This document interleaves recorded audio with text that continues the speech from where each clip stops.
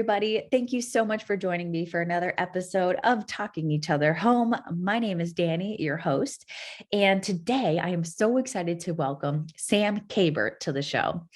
So I know I say this probably every time, but for real this time, this was probably one of my favorite podcasts to record. It was very nourishing for my soul. And it was also very resonant in his journey from building $1 million business, being awarded Silicon Valley's top 40 under 40 years old at the age of 31, all the way to taking a very spiritual path in life and even going down yogi teacher training and now becoming a keynote speaker and publishing books. So I was just like, oh my goodness, because you guys know my journey from bodybuilding, flipping the script on everybody and going very, very spiritual.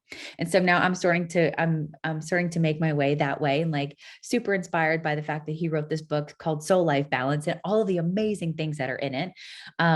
So just a little bit about the book.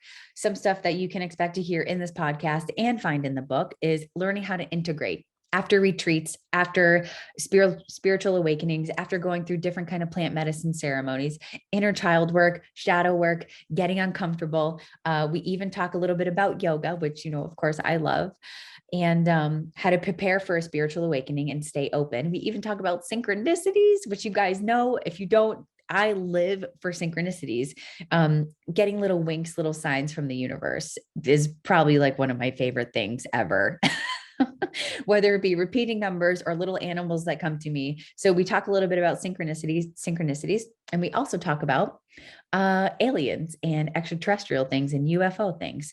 And so I encourage you to go to Amazon, go to soulseekers.com and find Sam's book called Soul Life Balance.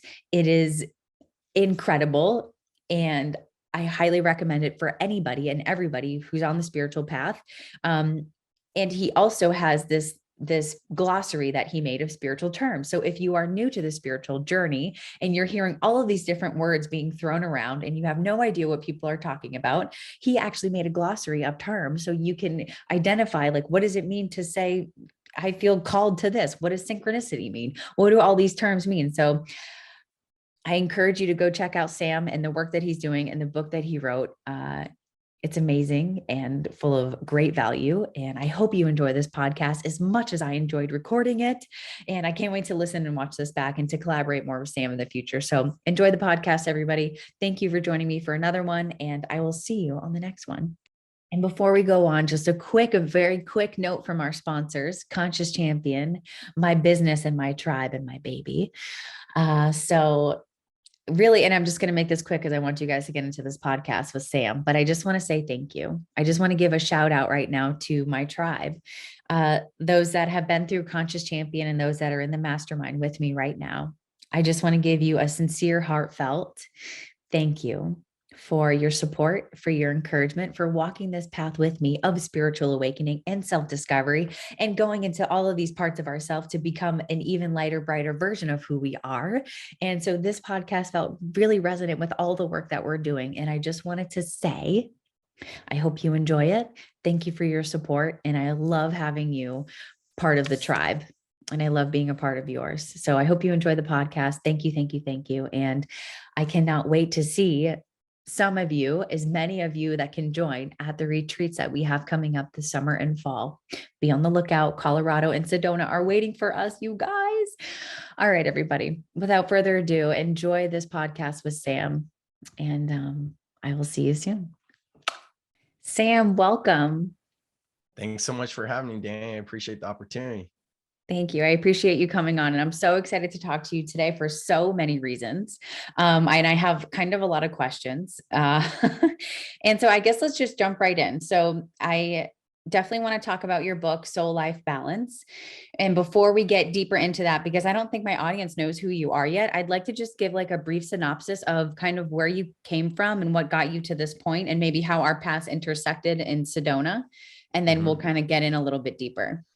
Cool. Yeah, absolutely. So my deal is I lived in Silicon Valley. I grew up out there as well and fell into like the whole business trap, if you will.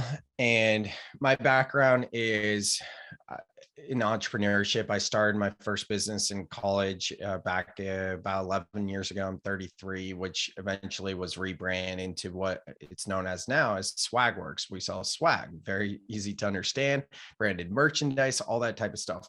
But as a guy in Silicon Valley, it was really hard to get respect, in terms of like all the tech and the startup scene and everything else. Someone who is just like selling branded merchandise, it was really difficult. So I positioned the company to be more than just like a swag agency. We did video production, graphic design, web development, so more of a marketing branding agency, which was helpful. And then I got into networking. I was on the board of two nonprofits by the age of 23. And one of them was the Santa Clara Chamber of Commerce. Around the same time, the San Francisco 49ers were moving to Santa Clara. So since it was in the same town, we were really well connected with the San Francisco 49ers, tech companies like eBay, Intel, Adobe, to name a few. And I started chairing the Silicon Valley Young Professionals. We had monthly mixers and networking events. So very much like in the grind. And then 2016, I looked around, I saw some friends and different people doing content creation. I wanted to start podcasts. So it took me about 3 months, but I eventually launched a podcast called What Up Silicon Valley in January 2017 with my co-host Sergio and another friend, Palvinder, who was our AV guy. He helped us with like all the equipment and all that type of stuff. Within a couple months, we were partnered with the Silicon Valley Business Journal with a baller networking club in Silicon Valley called the Silicon Valley Capital Club. High rise, the whole thing, all the networking and all that. So we actually had like sponsorships right away. We were interviewing Super Bowl champions, all kinds of stuff, the movers and shakers of Silicon Valley. We rebranded to become a media agency, and we had 5 total podcasts on the network. And then we would have an annual event at eBay's headquarters called Pitch Tank, which was our version of Shark Tank. And meanwhile, like I was dating a 49ers cheerleader as well at the time. So just like living my best life dream, had 2 other podcasts as well. One called Brand Hero, another called Mojo Mondays, had a food show on YouTube called Eat Up Silicon Valley, and I wrote 3 books in a year. So I did so many things, and people would ask me, how are you able to do so much? And I was like, VAs. People are like, what's a VA? I was like, virtual assistant. So my first book was on working with virtual assistants and things like that. And then I became known as like the VA guy. This all kind of culminated into being named Silicon Valley's 40 under 40 list at the age of 31. Then through just like a numbing depression, could get into all that found me sitting in an ayahuasca ceremony in 2019. After that first night of ceremony, I was like, show me everything. So since April of 2019, I've been going deep, deep, deep with blinders on in terms of the spiritual path. And, just to summarize it, I call myself a serial entrepreneur turned spiritual seeker. And that's really it. And now I'm at like that 12th step of the hero's journey of this cycle of the past about 3 years, doing a deep dive of spirituality to bring what I've learned back to people that are starting to feel like, oh, maybe there is something more than just working. And that's where my book, it's called Soul Life Balance, and my platform being a reframe of work-life balance to soul life balance is what it's all about. Wow, I love it. So you were super in the material world, very busy in the hustle culture. And I feel like so many of us kind of got sucked into that, but maybe it was like training ground for what you're doing now. So are there ways that maybe it set you up to go on your spiritual journey? Big time. That's a great observation right there, and reflection in so many ways. Like I needed to learn those skills. I don't know why I wrote 3 books in a year. Who does that? Right. And I wasn't spiritual at the time. I didn't really know about the concept of like something wanting to be birthed out from me or anything like that. And part of it was ego driven, but part of it was also like wanting to share. My second book is called The Written Goal, the mindset behind writing your goals down and reading them daily is the subtitle. And I felt myself getting complacent because I built my business up to $1 million business while working less than 4 hours a day. And I always say the best entrepreneurs and the best salespeople, like when things are crushing, they go pedal to the metal. Well, that's not me. Like when things are going great, that's when I coast. And then when I need to hustle again, I'll hustle. So I felt myself coasting and I was like, I'm just going to write down and document what's worked for me. So if shit ever hits the fan, I can go back to my own system. So it was really like not a workbook because it's very much a book, but it also has like worksheets and exercises and how to, whereas like, one of my favorite books of all time is called Think and Grow Rich from 1937, Napoleon Hill's famous book. But in that book, like he's dropping little hints and like little ways to do it throughout the whole thing. I actually took his book and created my own roadmap based off of that. And a lot of ways, that's what the written goal is about. So it's just like a fast track for if things ever went bad, I could always go back to what works for me. So yes, so some of it was that. It was also, maybe I can help some people in the process, but I never really like put any promotion into those books. I didn't do any sort of circuit. I didn't, try to become a best-selling author. It was just like, I don't know why I'm doing this, but I'm doing this. And then, I started a coaching business, teaching entrepreneurs how to build and scale their business by building out virtual teams. And I was able to say like, oh, I've produced 9 podcasts, 5 of my own. I wrote 3 books in a year. I've had successful businesses. I have a food show on YouTube. So like, to your point, it was like, oh, I had to do these things in order to get here. And then through writing Soul Life Balance, I was like, oh, I had to write those first 3 books to learn the process so that this book could be as its ultimate potential it could be. So yeah, I've actually, it's very wise of you to see that for sure. Thanks. I appreciate that so much. And I relate to your journey. Before I went really blinders in the spirituality, and maybe we have a very similar like makeup or human design or something like that. But I was a pro athlete before, second in the world at bodybuilding, and then was like, what am I doing up here? And so I didn't want to do what I was doing anymore. And then I totally went blinders on full force into spirituality. And now I'm seeing how the lessons and things that trained me for are helping me now with my spiritual journey, like get through the uncomfortable part, keep going, like keep and just trusting and believing, and taught me so many different things that if I hadn't done that athlete journey for 10 years of my life, then I don't know that I would be as hard in the paint as I am with spirituality. And like, and before I used to try to like hide that part of me and like shove that down, but it was now I'm becoming more grateful for it and like integrating that part of me, and it's helping me go forward. So it just reminded me when you were speaking about your journey and your climb to the top, how it had to have set you up for what you're doing now, because that's the way life works, right? Exactly. Yeah, exactly. It's so true. And really to learn that commitment and discipline. And, it's this balance. We could get into all that of like the hustle culture, because I don't believe in like, I think Gary Vee is like very toxic, but then on the other side of it, we've seen spirituality, like a lot of spiritual bypassing and a lot of like, well, like I'm just singing my intuition and now is not the right time, or like whatever the thing might be. And it's a blend of both, and because you and I are stories of like being so much in our masculine of structure, achieve, do.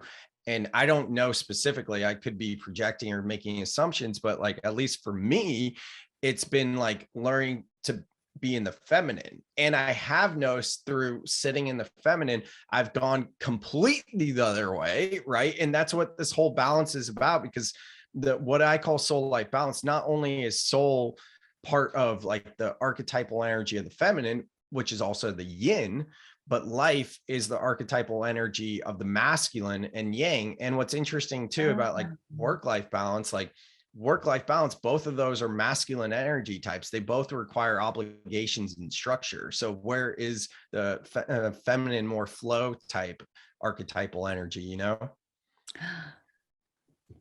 My mind is blown, even just by the yin and the yang and the masculine, feminine, the way that you articulated life work balance is totally more masculine energy. And something that I'm bringing to my communities right now is learning about the feminine, because like you said, it's been my work to get more into the feminine. And even now with running a business and a podcast and an online community, I so often have to stop myself and be like, go outside, go for a walk, get away from your computer, stop working, because it's fun to work, especially when you love what you're doing at the time. It's like, it's just like lights you up. So let's talk, because I think a lot of people, let's talk a little bit about the difference between masculine and feminine. And Mhm. like, most of our culture, I feel like, is in very much of the masculine, and they feel like if they're not there, then they're failing. So I'd like to Yeah. talk, yeah, about the feminine intuition soul part. Yeah, absolutely. So with the soul, the feminine, the yin, all of that, it's really sitting in it. And I just got off a call with a good friend of mine, someone I met through a yoga teacher training a few months ago, and she's really going through it right now. And part of what she personally is working on is like the discomfort in sitting with yourself.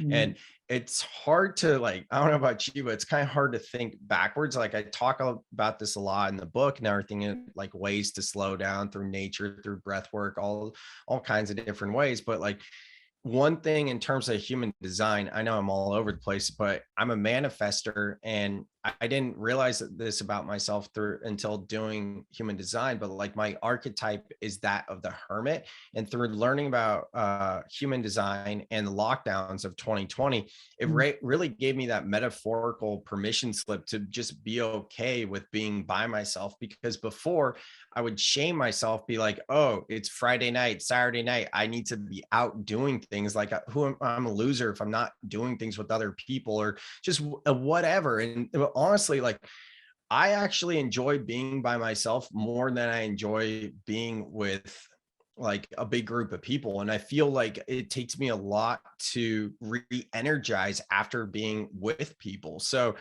it really does start with the discomfort of kind of going within. And what does that look like? There's so many different ways. And one thing I would invite people to consider is, like, when we talk about ways to sit in silence with yourself, or the feminine, or flow, intuition, all these type of things, the modalities that are often most commonly talked about are like breath work, or meditation, or journaling, or going in nature and listening, or reflection, time for contemplation, all these sorts of things, creative expression.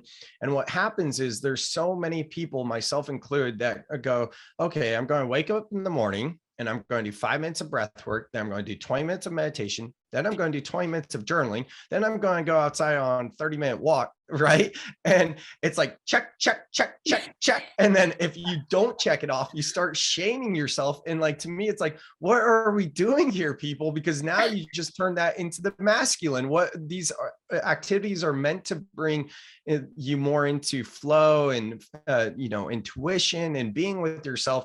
Now we've just approached it like the masculine. So what I do now is like, yes, I have certain things that I like to do and I want to do, but I don't shame myself and I don't should myself into doing it. I check in with myself and I go, okay, I know I said last night I was going to do a 45-minute guided breathwork meditation when I wake up to really go deeper than that 5-minute practice. Well, you know what? I just don't feel like it right now. And that's okay. So I think it's really important to be present with where you're at in the current moment.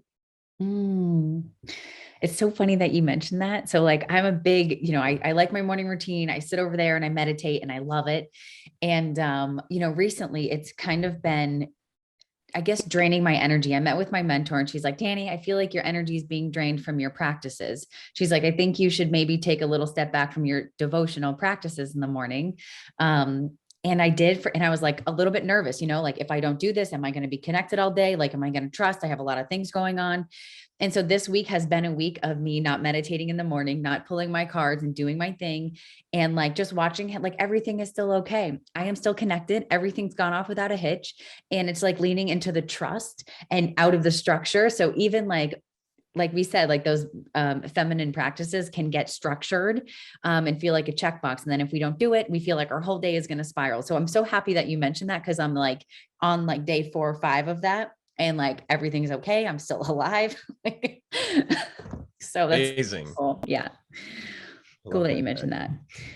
Um, Okay, so we talked a little bit about getting uncomfortable. And I think that some people think that when they go through a spiritual awakening, it's going to be all sunshine and rainbows and like, peace and love and joy. But I feel like with plant medicine, with awakening, with shadow work, with inner child work, it's not very comfortable at all, actually. Like you get moments of comfort and moments of joy and bliss, but it's like after you've kind of gone through the uncomfortableness. What's your journey been like with that? Yeah, I mean, a spiritual awakening experience. The subtitle of my book is a guide to igniting and integrating spiritual awakenings. And the title before that was going to be a guide to igniting and integrating spiritual awakening experiences. And my author coach really made a strong push to leave off the word experiences. And I was like, no, that's what the whole book is about. Like the whole book is about like, it's a spiritual awakening experience. And it's not necessarily this ongoing state of like awakening. And we can get into all that. But I eventually dropped it. She convinced me, which I'm really grateful for, because it's kind of limiting and it brings up too many questions there, which having said that, in the early part of the book, I go pretty deep into like the difference of an awakening and an awakening experience, because the truth is, it's my belief that so many people, there are very few people that are in a constant state of quote unquote, like awakening in the dream. And yes, we are like, uh, more awakened than we were before, but it's an experience, and then we come back to normal day life. So how do we integrate back to normal day life?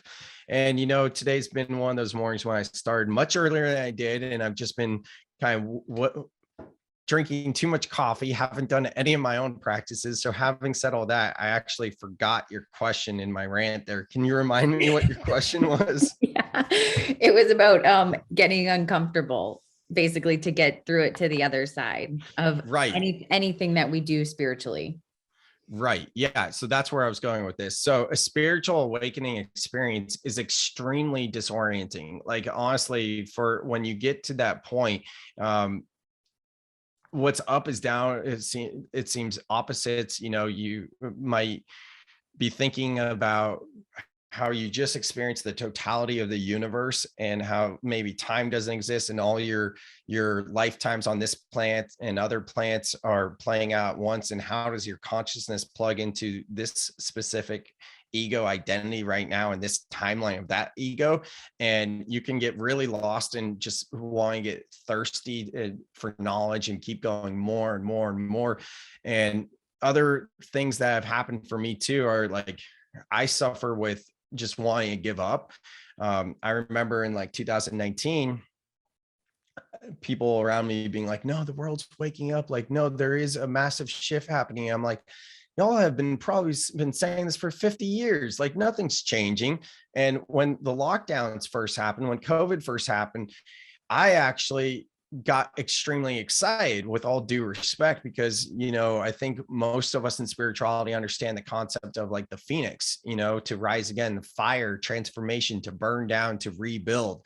And I actually pulled a fire card 4 days in a row when the lockdowns first happened, so it confirmed how I was already feeling.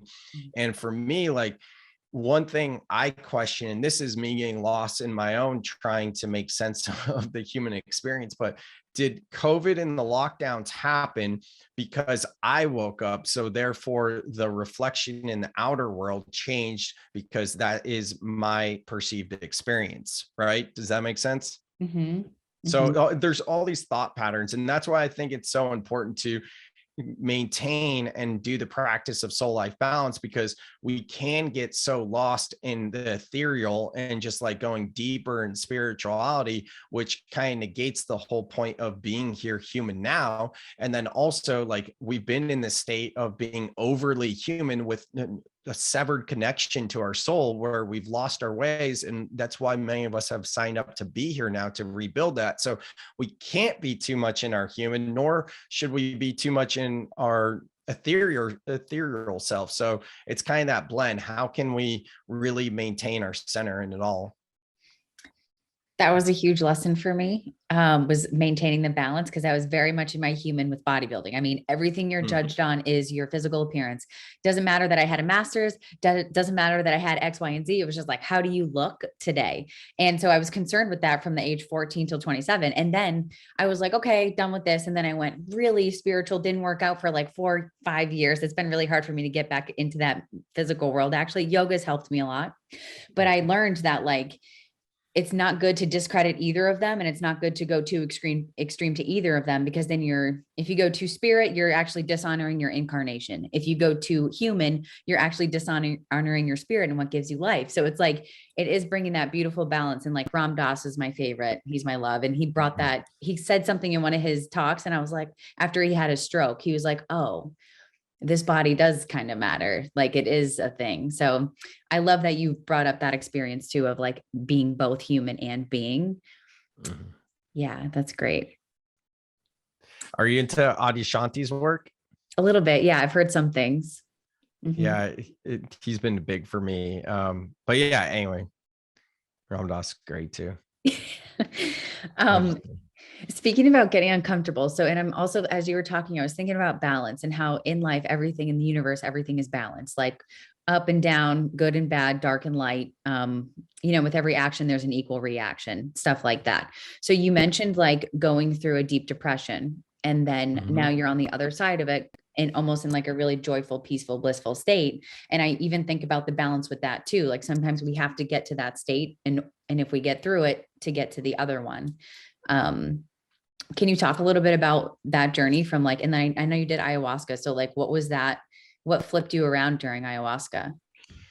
Yeah. So back in 2019, at the time I was dating this girl, we were together for like 4 years on and off. And then it was the epitome of an on and off relationship. Like we literally had to have broken up like 50 times, maybe like 30 of those being for like 2 days or a week or something. And, probably 10 to 15 times of her living at my house and then moving out, and like, like the common stuff at my house, but her having her own home place. Anyway, um, this final time, like it was done, and I kind of knew it. And it was hard to process it because that became almost like a game we were playing. It was like, oh, we're going to get back together. Okay, one of us blew up, and we'll give it some time, and then we'll get back together. Oh, wait, we're not. And that numbing depression, the only other time I really remember feeling that was about 8 years before that, when on Super Bowl Sunday, I was in the living room, and one of my friends was in his room, and his older brother came to the house, kicked down his door, and he was hanging on a ceiling fan. And he ended up being on life support for 2 weeks later until his family pulled the plug. So having integrated, a suicide that I was in the house for and experienced firsthand, it was a very confusing place to be. And at the time, I was 22 or something. And I remember just a few years before that, I was a metalhead, and, I probably wanted flames tattoos on myself and skulls and things like that, but I never got them. But I remember going to like a restaurant somewhere in Florida, of course, and there was like a biker with like flames and skulls and all this. And I'm like, it was just so triggering, because I realized that I had seen the movie What Dreams May Come at a young age with Robin Williams. And basically, the movie is about, no spoilers here, it's what it's about, but Robin Williams dies, and then his wife ends up killing herself. And because she killed herself, she was going to hell. So the whole movie was about him going to hell to save her.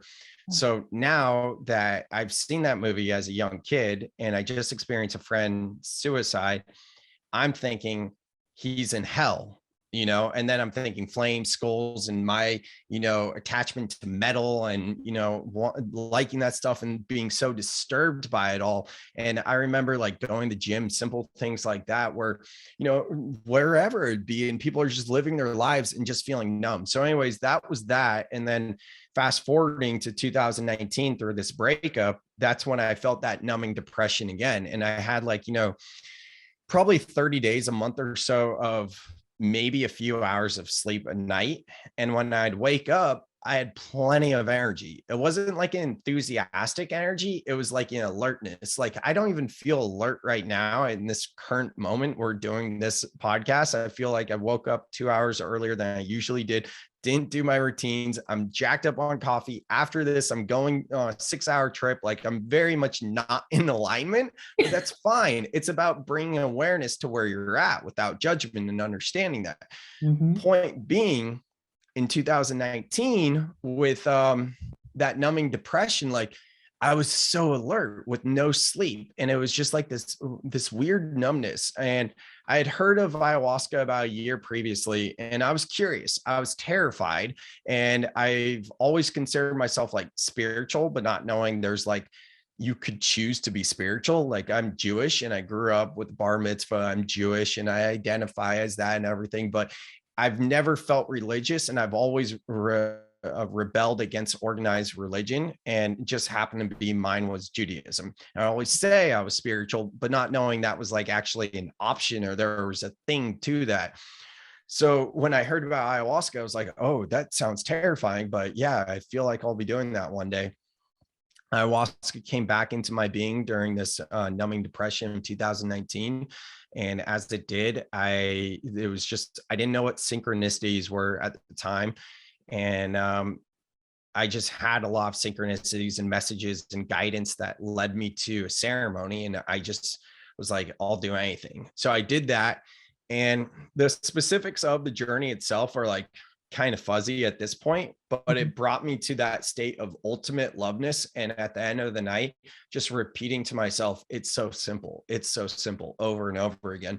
And then having a few like major messages in the 3D form outside the medicine space right after that, confirming everything. So then that's when I was like, all right, like there's definitely something here. And then I went blinders on spirituality. Like my relationships were all spiritual at that point. All the content I would consume was around spirituality and everything else. And this has just been this major journey since then. Amazing. Have you ever done any other kind of plant medicine other than ayahuasca? Yes, I have. Right after that, I did a psilocybin ceremony for healing, which I didn't even know like you could do mushrooms for healing at the time, even though I had done mushrooms a million times recreationally before that. And then from there, like in the past 3 years, I had a lot of ceremonies, whether it be Wachuma, peyote, 5-MeO, Bufo. And what I could speak on this too, but a lot of what I wrote about in the book is about integrating and giving space to it, because I found that after the first 2 ceremonies I had, about 6 to 7 months went by where I didn't do any medicine. It was just integrating. Then I went through this period of chasing ceremony to ceremony without the proper integration, and no judgment on myself or anyone else. But I feel like a lot of us just like want more, and we keep going back. And, you know, I don't believe that we're meant to always go back in that space, you know? I agree. And I'm glad that you mentioned that, because that was one of my questions about, I want to talk about the importance of integration, because I've found that like a lot of people just keep doing ceremony after ceremony or retreat after retreat without ever letting those lessons integrate. And so they almost get addicted to like being at the retreat or being at the ceremony. And I don't know that that's, you know, of course it's not the most healthy way to do it, but I just want to talk a little bit about integration, what you can do to integrate, and like why it's important. Yeah, it's so important. One of the things that I've found interesting is like when we talk about plant medicine, the talk is like, oh, taking the medicine is 10% of it, but integration is 90% of the work. Yet all the talk is about which medicines, what do the medicines do? And there's not the talk about integration. And I feel like this is the, I guess you could say the shadow side of medicine work, but like, you know, not that many people talk about like how important it is to properly integrate and to put this space in between ceremonies. There's a time for when it makes sense to keep going back to the medicine when you're working through certain traumas and everything else. But at a certain point, if you're going through all these ceremonies, and it does make sense. It's like aligning with the whispers, the intuition, your discernment, and everything else. It can be hard to backtrack and just like fully integrate and be human, because now that's almost become your routine. You know what I'm saying? So it's massively important. We're not meant to be in this state full time. And I'm just going to pull up my book here because there's a graphic I made to actually help. And I don't have it memorized, but essentially like Joseph Campbell's hero's journey archetype.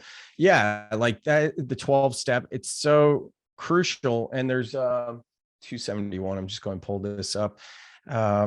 I kind of made my own little model to help people with plant medicine ceremonies, and it's inspired by Joseph Campbell's 12-step hero's journey. And it starts like his with normal life, right? And then the next thing would be the introduction to medicine, or maybe it's a reintroduction, right? Now that I've done all these various medicines, it would be a reintroduction and came into my field for whatever reason.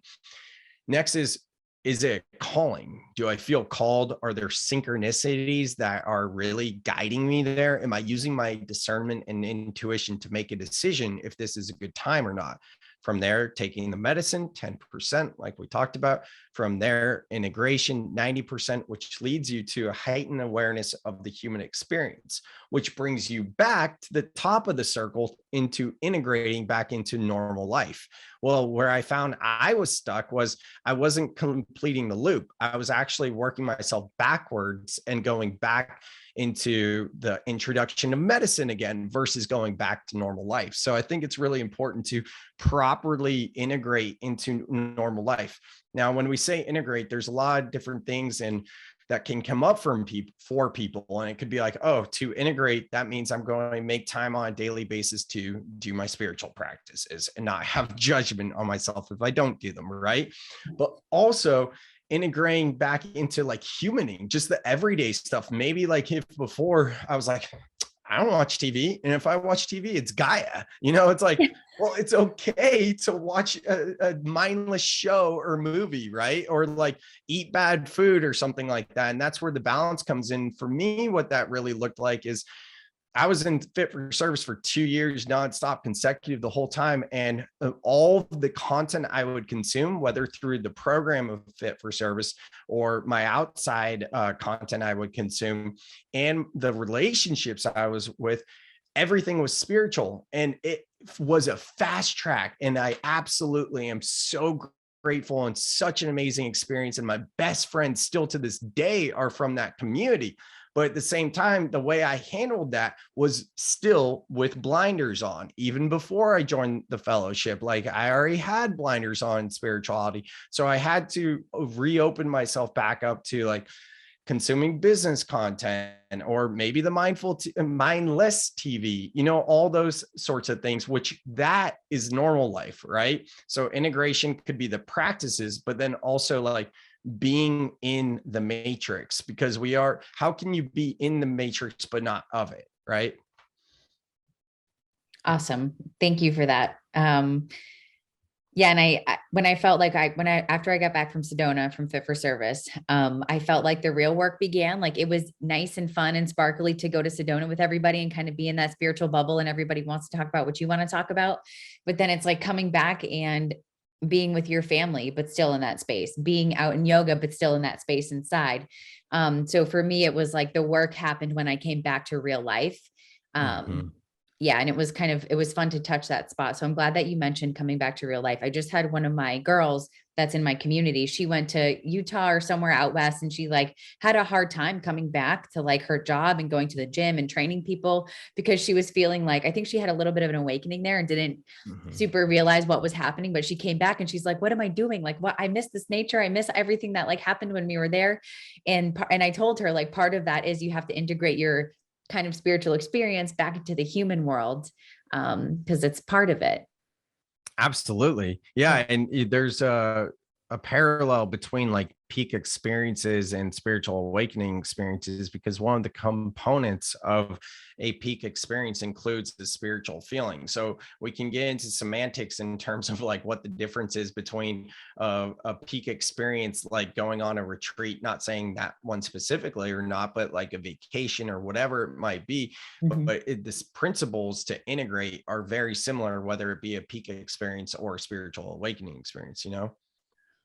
Yes. So So, principles to integrate would mhm. be kind of what you said before, going back into normal life, or are there more that you recommend?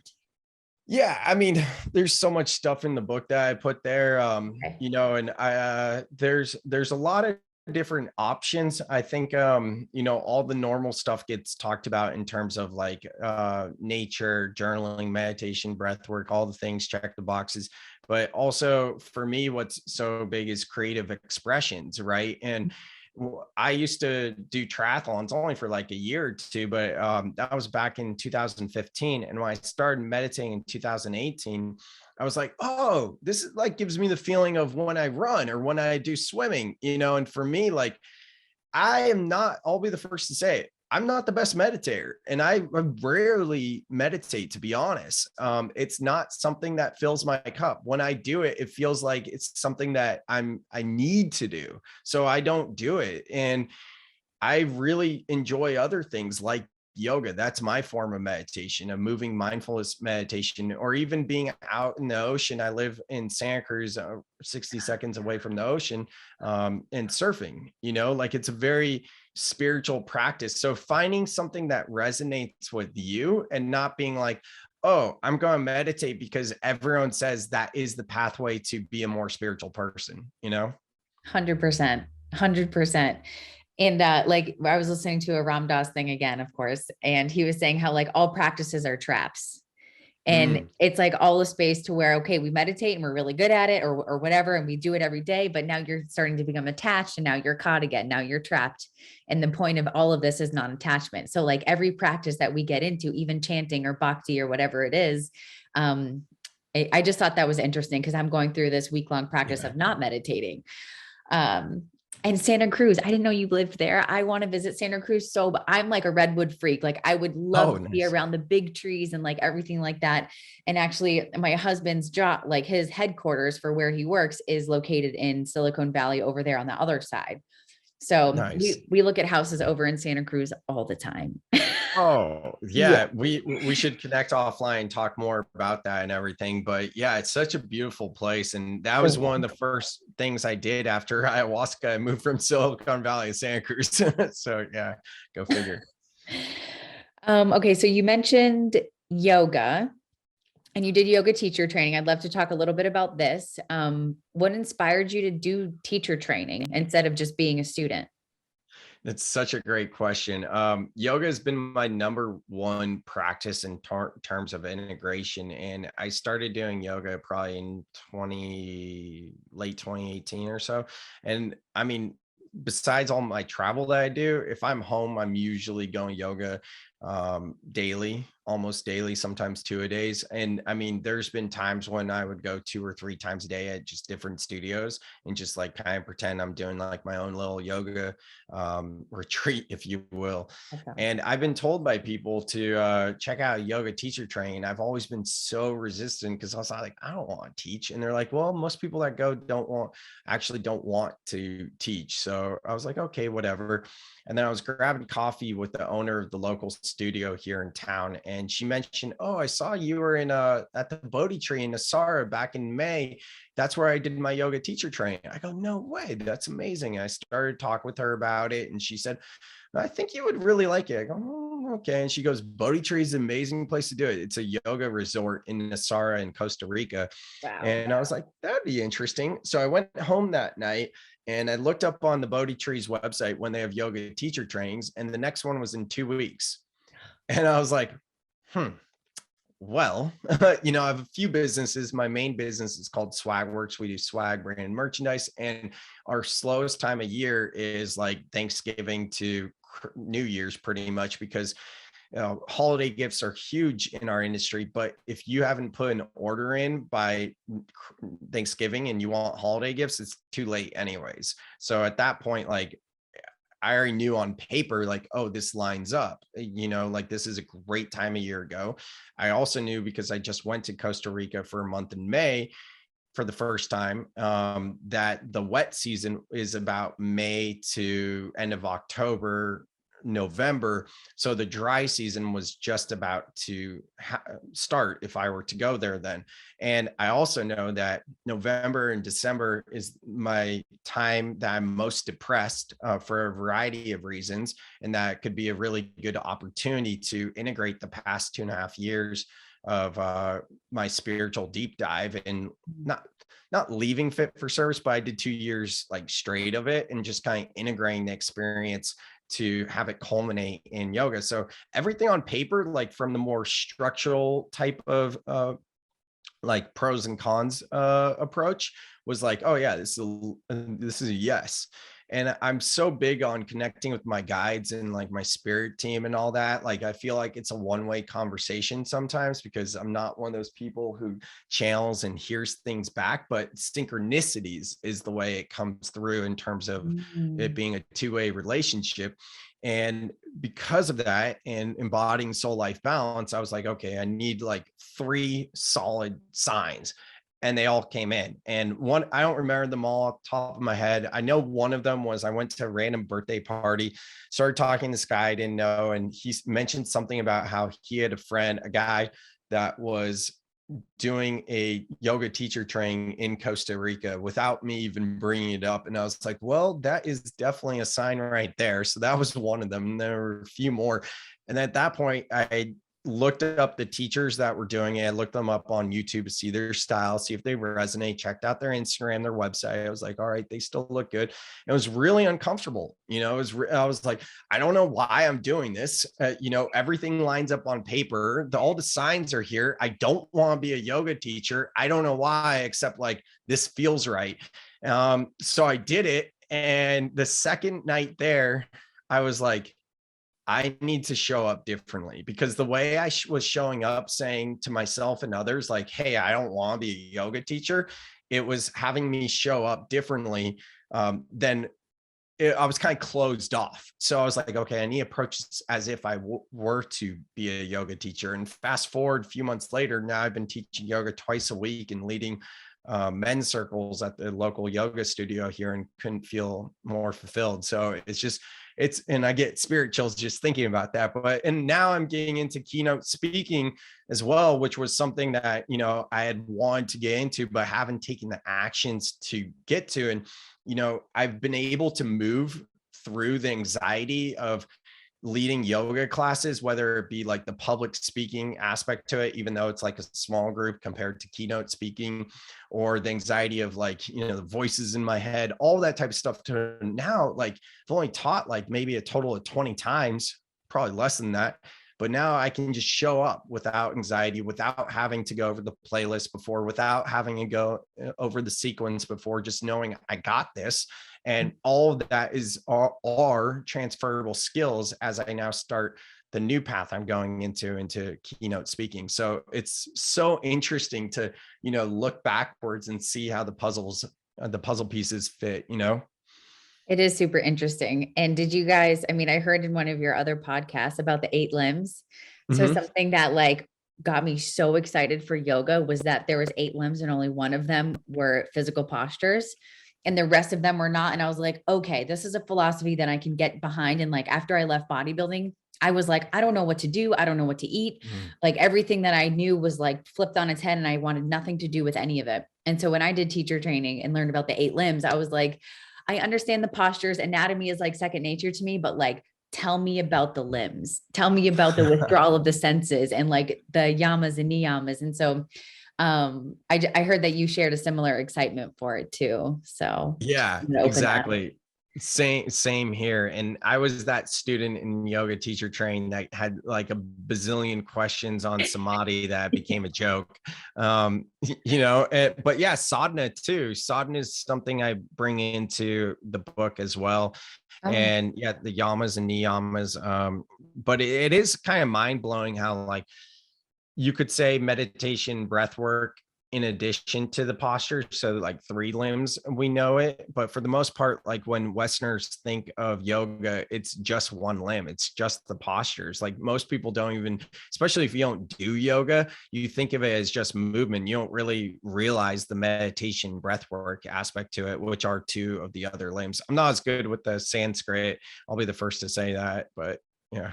but yoga Yeah, doesn't care. exactly. Right. Yeah. Um, okay, so yoga now you're teaching now, and it's cool that it set you up for keynote speaking. I think about that too because I teach and then I host an online community and I'm starting to do retreats and speak in front of people. And I'm like, I'm so glad that I have this yoga teacher experience because this is like prepping me for doing everything else that I'm gonna do. Like this is just such a good little skill to be building. Yeah. Um, Couldn't agree more.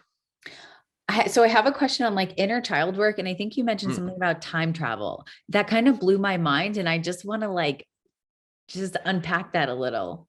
I had to, where did I mention that? It might have been on your podcast when you read about your. Right.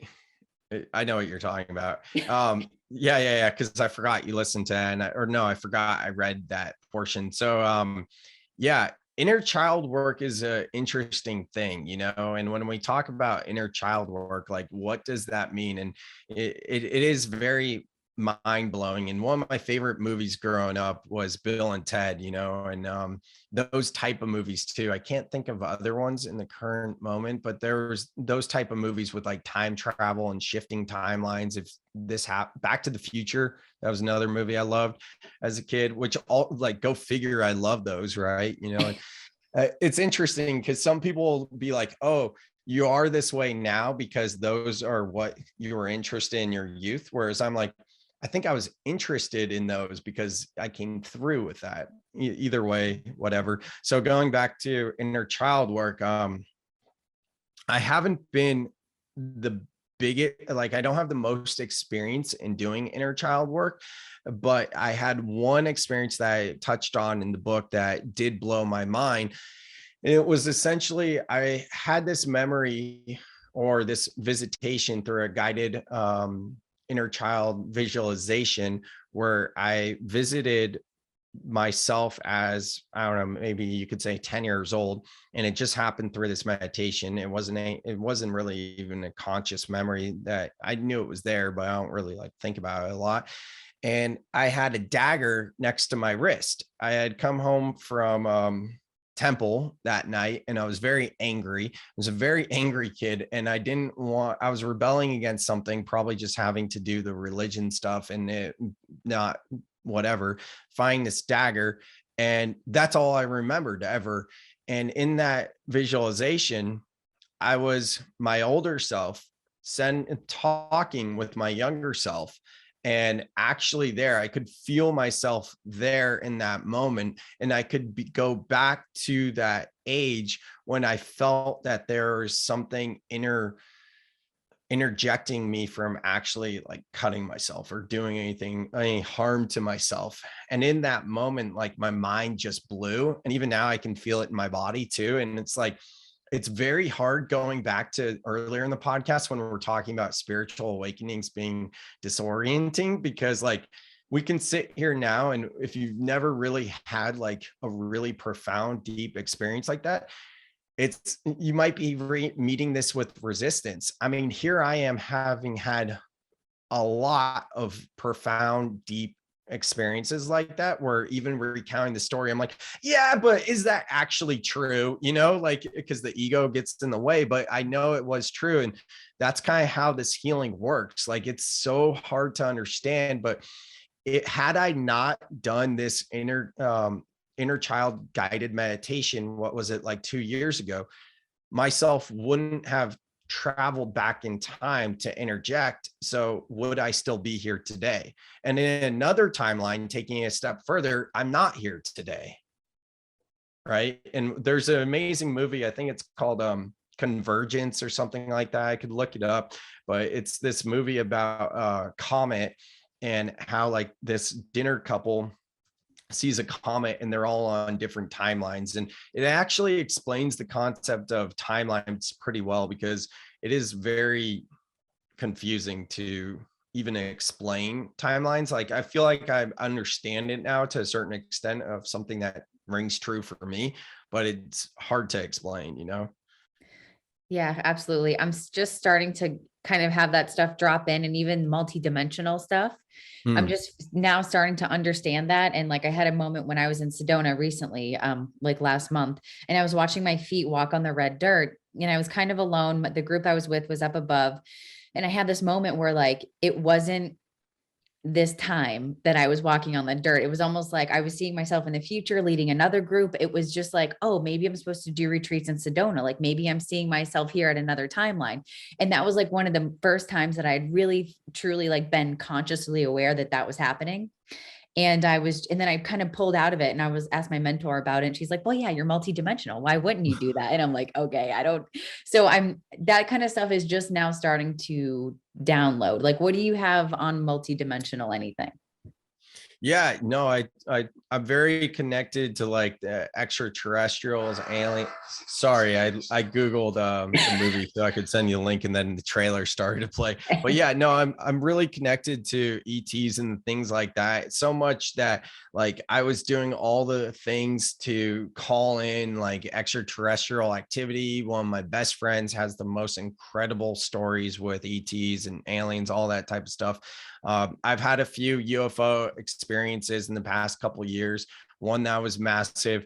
Um, I haven't really had anything that's that noteworthy, worth sharing, other than the massive UFO one. Yeah. But most of it is like really just this inner knowing. And the biggest thing I'll share too is like in July of 2020, there were the fires in where I live, Santa Cruz and surrounding areas. And I was going to Tahoe for a summit. And as I was driving there, my dad lives about an hour away in a town called Gilroy. And he was just in case they needed to evacuate, like starting to gather things. And he found this alien necklace, and he sent a picture of it to me while I was driving. I was like, oh, okay, cool. He goes, I found this in your kid stuff. I go, all right, cool. I don't remember that, but that's dope. And my dad always told me, and I don't really remember this, but he used to tell me, still does, like, used to throw temper tantrums when you're a kid. You'd say, I'm not from this planet. I'm from the planet Zotar, and you're not my real parents, and all this type of stuff. I'd even say Jim Carrey was my real dad, which, like, who knows where that came from, but it's interesting in hindsight to see how outspoken he is on spirituality, because my favorite movie as a kid was Con Air. And had I said Nicolas Cage, that would be a very different story, versus like Jim Carrey. So that's just interesting, all of that. Anyways, I'm driving to this summit. My dad sends me a picture of my alien necklace from when I was a kid. Next day, this girl comes up to me. We didn't even really know each other that well at the time. Like, we were just meeting basically. Now she's one of my best friends, not because of this, just how things happen. But she goes, hey, I have a channel message for you. And she doesn't know me. And I go, yeah, what is it? She goes, you're not from this planet. And I go, oh, you don't say. Like, yeah, I kind of know that, but thanks for telling me. And then I'm like, oh, that's interesting. I just got a text from my dad yesterday where he sent me this alien necklace for no reason. And then the next day, I was talking to another friend. She's like, well, you said that channelers say that you're an Arcturian from the planet Arcturus. And I go, yeah. She goes, okay, well, let's Google the Arcturians. So we Googled to see what they look like, because that's what you do these days, right?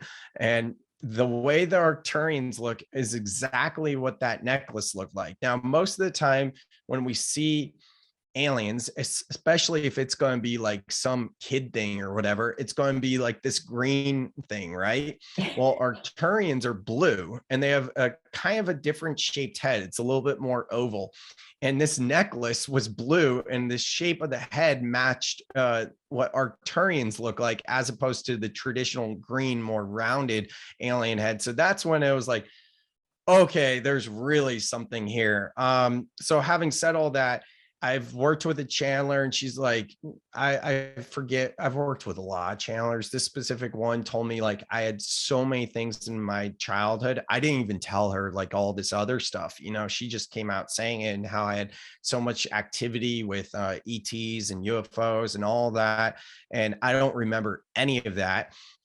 Here I've been the past few years, not as much in the past year, but definitely the first year and a half, 2 years of the spiritual journey, really like calling in experiences.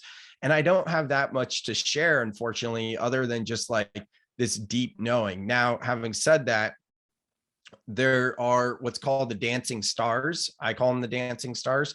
This is homework for you guys, but next time you're, maybe tonight, next time it's dark out and you can see the stars, if you don't have light pollution or it's not too overcasty where you live or whatever, try to make contact with just one star and just look at that one star. And you can do this with most stars. You'll start to notice that it starts to dance in different directions, sometimes up and to the left, then to the right, then it comes back down. And I don't know what that is. I really don't. If you Google it, or if you look at what some people will explain it as, they say it's the trick that's playing in the way your eye perceives it. That does not ring true with me. I do not believe that. I've been told by channelers it's kind of like a wink. They're saying, "Hey, we see you," and some of them could be ships. I'm not sure. I'm just saying, check it out, see what happens for you, see what comes up for you, see what that does. Having said that, I've seen a few UFOs over the past few years, and one of them was there was this massive grid, and I could see like the disco ball. If you guys have ever looked up at night and been able to kind of see through the veil and see the disco ball container that kind of separates Earth from space outer, you'll know what I'm talking about. It's really hard to see, and you can't really force yourself to see it. It just kind of happens. So anyways, saw that. And then all of a sudden there's a grid, almost like a Pac-Man maze. And this UFO is oblong. It was tracing it, and this was going on for hours. And there was a group of us overlooking this, and I did a whole podcast about it. That was a couple of years ago, and that was the most profound thing. And then Thoth came flying through, all kinds of crazy stuff, wild stuff, I should say. But yeah. Wow. So Yeah, cool. yeah. I mean, I have friends, and you've heard it, I'm sure, and other people have heard it that have great stories. Like mine's like, it's more of like just this inner knowing, and I'm not attached to it. Like I know my role is probably similar to your role. My role is to be the bridge, and I've had a lot of synchronicities and messages recently that's like kind of got me back to be more human and to do more of the human things. And yes, it's great. I've had all these experiences, but I always say, like, when you're starting to feel like you're swimming upstream, that's a gentle nudge to get you to go with the flow of the river versus upstream. And then more gifts will be allotted to you to help you with your journey. And that's kind of where this whole journey of calling in more like alien stuff and all that type of stuff has led me to be like, no, that's not really your path though. Like, it's good for you to know that and experience that, but like, you need to be focused on how you can be the bridge for others that are hearing the call to help them with their journey. And a lot of those people may surpass you too and go deeper, but your role is to really be that bridge. So I'm good with that. And I'm good with where I'm at now. It was frustrating at the time, just being like, but I want to know, I want to see it. You know what I mean? Yes, Yeah. I do. And I'm glad you said the bridge thing. I was thinking that too. So what I feel like my role is now with the bodybuilders. So my community, I have a thing called Conscious Champion, and I'm basically bringing in mindset and spirituality to the bodybuilding industry. And so like kind of bridging that gap. And now I have a mastermind and all this different stuff. But it reminded me of like what you're doing too, and that you are going the spiritual way, but have you thought about bringing it back to like the business culture, like the hustle culture, who needs a little bit more of the yin, like soul. Yeah, exactly. And that's where my focus is now, because when I first started writing the book, it was more going to be geared towards workaholic that we're starting to, feel that there's something more, and like a gentle invitation to show them how. But then through the book writing process, I started talking about extraterrestrial soul contracts, timelines, inner child work, and all the plant medicine, all the things, and end up being a book about how to integrate spiritual awakenings as opposed to like spirituality 101. So Mhm. now that I'm getting to keynote speaking and going to be speaking to more business, I'm like, all right, let me really go through this book and see what I can use from this that is most practical and usable for people that are more at the beginning stage, because I have to meet them where they're at. And like, even though I love talking about this other stuff, how can I make it more digestible and easy for them to actually take action? So that's kind of where I'm at right now, just kind of distilling it and working on my messaging and everything else. And I'm excited for the challenge. I've done a lot of different things, from coaching, agency, swag company, all that different stuff, content creation, but this feels right. And I'm stoked about it. So yeah. Good. I'm stoked for you. It sounds like it's in perfect alignment, and it blends the two worlds together to make it like a really fulfilling way forward to help people and continue on your spiritual journey. Hell yeah, Dani. Yeah. And I just, Appreciate it. I posed a question, like on my Instagram and in my conscious champion community. And I did have somebody that wants to know something. Mhm. Um, Actually, I have two questions. So what can one do to prepare themselves to be more open during a spiritual awakening? That's from Tina. What can one do to prepare themselves to be more open during a spiritual awakening? I think it's self-love. Everything for me comes back to self-love. And without getting on my narrative about the misalignment of the talk about Dharma, mission, and purpose, and the external pressures of that, and how that causes more, and maybe all that's necessary is to go within and self-love. But yeah, I think it's kind of a lot of the stuff we've been talking about, as opposed to finding ourselves guilting and shaming ourselves because, oh, I didn't meditate, I didn't do this. It's like, no, but what am I going to do that I can love myself the most and fill Mhm. my cup up first? And I do think it's the most important thing we can work on is what is true to us. And that has to do with the adversarial voices that come in, the external pressures. So whatever self-love looks like for you. For me, one thing I adopted was every morning waking up, first thing when I wake up, just sitting in bed, taking a moment and be like, what can I do to love myself today? Mm. It's a very simple thing to implement. Okay. I love that. And I think spirituality too is a journey towards the self.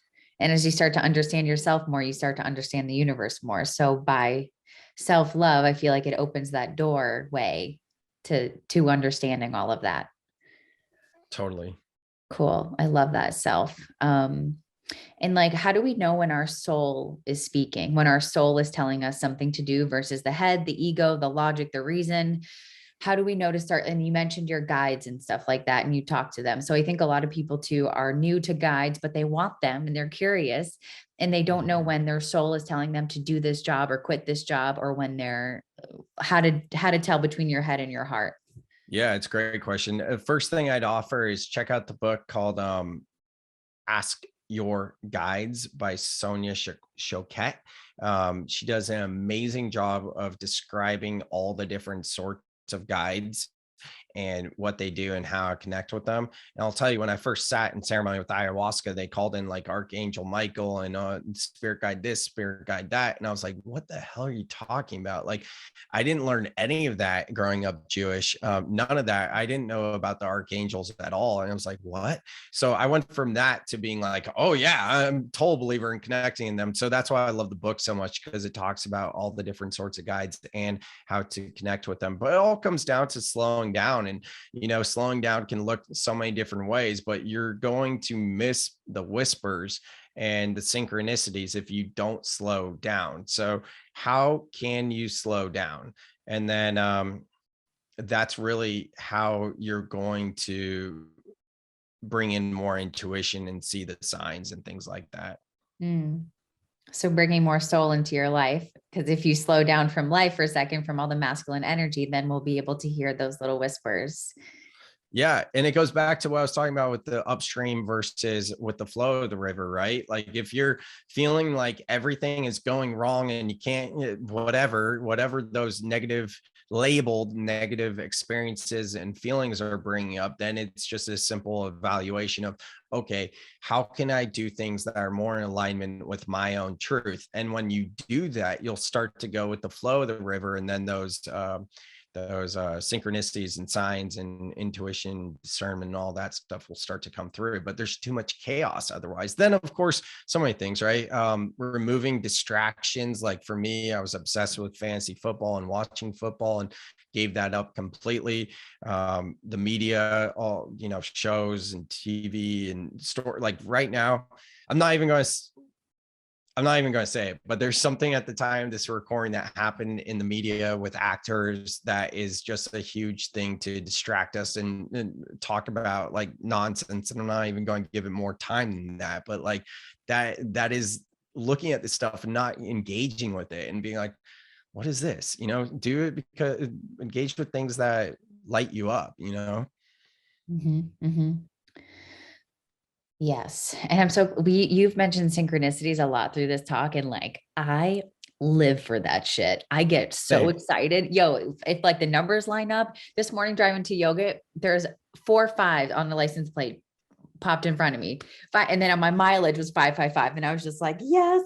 So I love signs. I live for signs. It makes me so excited to be, and like, I feel like the universe is talking to me. Like, what an exciting thing to do. So I'm happy that you've shared a little bit about synchronicities and mentioned that word, because it's what I live for.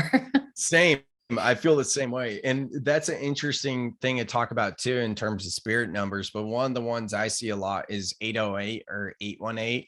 And 8 is very it's something meaningful to me. My birthday's 5/8/88. And then I'm really like big on the symbol of infinity and the meaning behind that, and could go into that, talk about in the book a bit.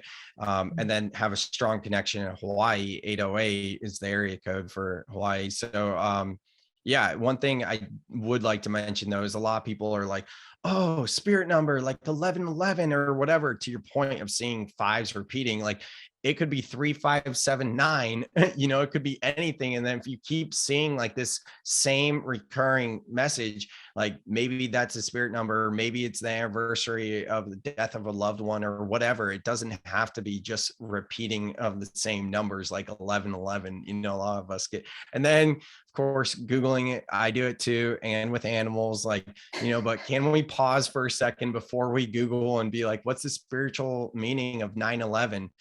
Okay, well, how do I feel in this moment, and what's that bring up for me? Then let me go have fun and Google it. Mm-hmm, mm-hmm. So, I agree 100%. And like little animals, like dragonflies was it for a while. Now it's deer, birds I see all the time, hawks. And it's just like, I just relish in it for a moment without needing to know what it means. I feel like I just have this knowing that like, that's something for me. And maybe everything's a message. Like everywhere we look, the universe is always trying to communicate with us.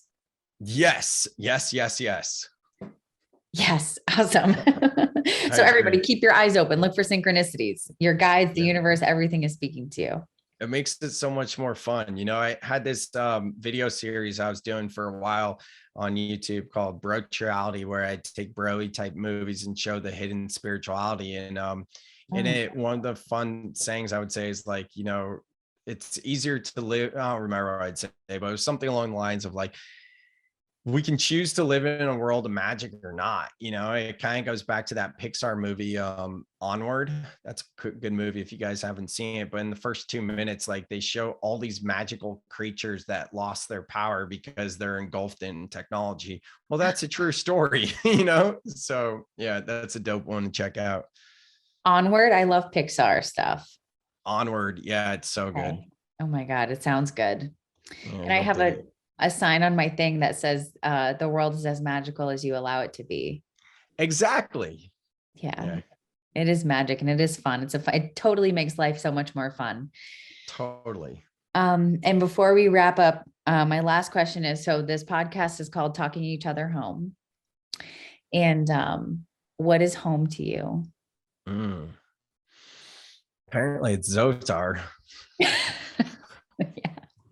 Yeah, this planet doesn't feel like home to me. I always say that, like, even during my highs of highs, when things are going amazing, there's still something there that just feels off, but I'm distracted from it. And then in my lows, or even in my periods that aren't high or not low, like I can still feel it. And I just need to come back to, being centered, doing grounded stuff, and enjoying what's going on now, and not getting too um lost in all that stuff, because I very much align with like Dolores Cannon's work, the three waves of volunteers, or the concept of star seeds, kind of the same thing. Mhm. All their extraterrestrial stuff, I'm very much like, align with that. So having said that, like, Earth is my home now, and for me, it doesn't feel like this is my home per se. And there's such a cool conversation to be had there, but yeah, hope that answers the question. Yeah. Any way it's answered is fine with me. Yeah. And so where can people find you and your book? And I'd like you to just mention the index that you made about spiritual, like, words for people to be able to figure out. That's cool too. Totally. Thank you. Yeah. So if you guys are new into spirituality and you find yourself lost in like terms and jargons and all this type of stuff, like I actually made a free download you can check out. It's called I don't know what it's called, the Ultimate Guide to the Spiritual Glossary, or jargon, or something like that. But essentially, it's like 50 plus words that I define that you'll hear in mindful and spirituality circles, that when I first got down this path, I was like, what are these, like feeling called, like things like that. What does that mean? Or even, what's a synchronicity? What's discernment, intuition, all simple stuff to that, to, timelines, and inner child work, and whatever else. Anyways, you can check that out at soulseekers.com/terms. And that's Soul Seekers with a Z, SEEKRZ, soulseekers.com/terms. And for my book and everything else, you could go soullifebalancebook.com. That has all of the resources referenced within the book are there, in addition to the link to purchase the book, in addition to all my social media and my different projects. So right now I'm just kind of using that link as like the everything link, and that's soullifebalancebook.com. Awesome. Thank you. Thank you. And I'll definitely put the links in the description, in the YouTube, Spotify, wherever I end up putting this podcast, so people can find it really easy. I'm so excited. I feel like I want you to come and talk to my community, Sam, my conscious champions. I think they would absolutely love your information. Let's do it. And I thank you so much for your time and energy today. I wish you all the best with your book. I hope everybody finds it, and I hope they all love it, because we all need it. Thanks, Dani. I Yeah. appreciate it. Thank you so much for having me on your podcast. I love the work you're doing, and we have very similar stories, and I'd love to have you on my podcast called Soul Seeker to unpack yours and go deeper on your journey as well. And it's always such a pleasure to speak with people that are in so much alignment on like similar backgrounds, similar trajectory, and everything else. So thank you so much. I appreciate it. Cool. Thank you so much. And yeah, we'll have to talk about further stuff, further collaborations. Oh, and thank you all, everybody, for listening. I appreciate your time and energy more than you know, and I will see you on the next one. Peace.